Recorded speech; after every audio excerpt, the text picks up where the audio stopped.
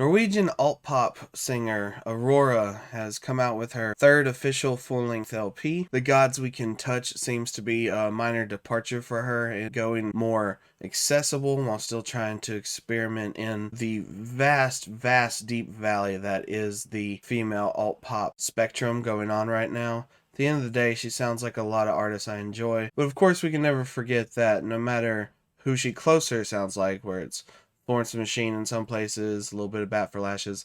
She definitely is channeling a more accessible and open approach to the originator of everything, which is Bjork.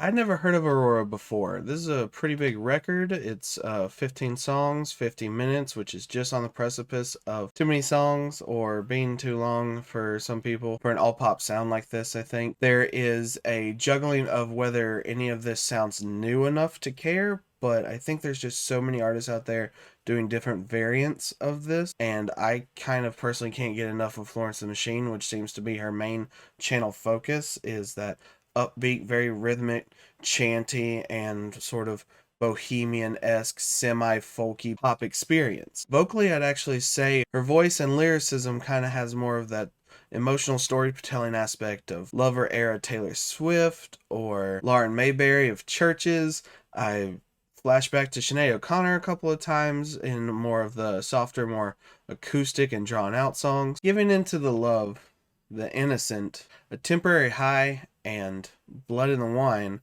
are the four songs that I think are most Florence and the Machine-esque, with a little bit of what reminds me of Hayley Williams doing Petals for Armor 2 years ago. And it all mixes really well. She takes her time trying to blend these different subtleties and variations of the same general concept and style. There's just so much to cherry pick from. You can kind of just have your fill. It all fits that more or less in different places. To really talk quickly about Exist for Love, I'm not super into it. It's that very slow, overly emotional kind of Kate Bush-esque thing, and it's okay.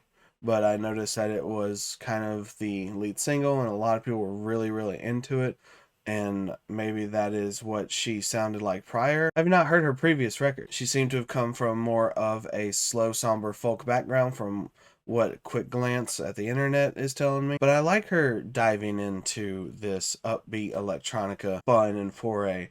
A lot of the songs, even though they are cheerful, the song Cure for Me has that very typical tropical house-ish sound. I think there's like a Yoshi's Island song or something, or maybe just Mario in general that has that kind of do do do do do do do do do do, and it probably even goes further than that, but it's that same beat more or less. And this is just her version of using that atmosphere, but the song is very clearly about almost kind of like a ditzy, carefree, maybe even like delusional giving up of trying to defend herself people, and she's just gonna be whatever plague people say she is.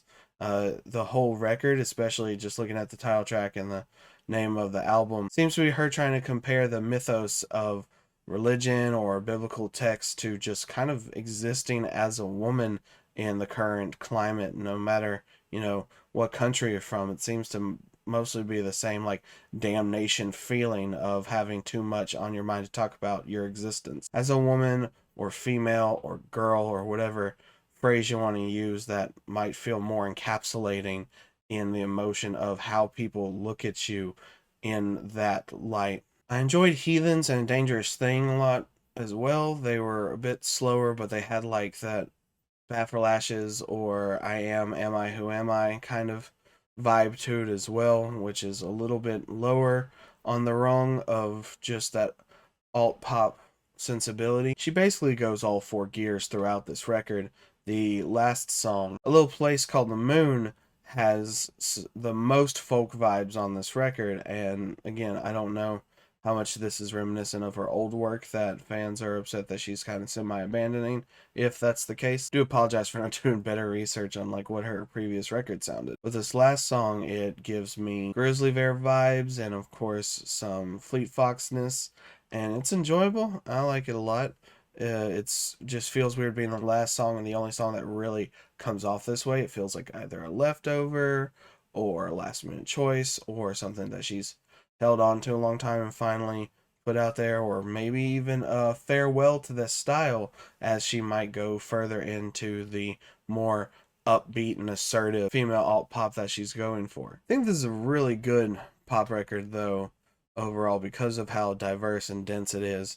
It is big, so it kind of feels like a slog, and again, it just depends on how much I think you know about her career to feel like this is a minor betrayal or her losing her way or selling out, if you want to go that far, or whatever it is. But as someone who's never heard her before, I enjoyed all the like recognizable sounds and beats as well, just vocal patterns that I haven't heard from artists who haven't been around in a couple of years for whatever reason.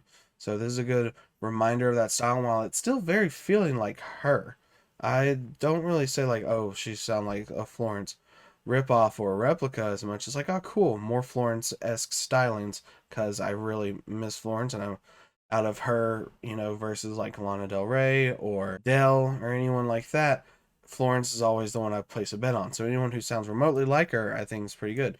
So I'm gonna give this a 7.25, just because only half the record I'd want to go back to, and there are some experimental choices on what like tone she's going for. It all still feels very cohesively made, but because she goes like on all four gears of the genre, where it's very slow, or it's just a little upbeat, or it's just glancing, or it's just super pumping and in almost like radio hit style, it's mixed all over. So the emotion is very fast back and forth. It's not cohesive in that regard, but it doesn't necessarily take away from the enjoyability of the songs that I have decided to like. So that's it for this one. If you've heard it and you liked it or didn't like it, I'd love to know comments or anything. As always, like, share, subscribe. Thank you for listening, and have a good night.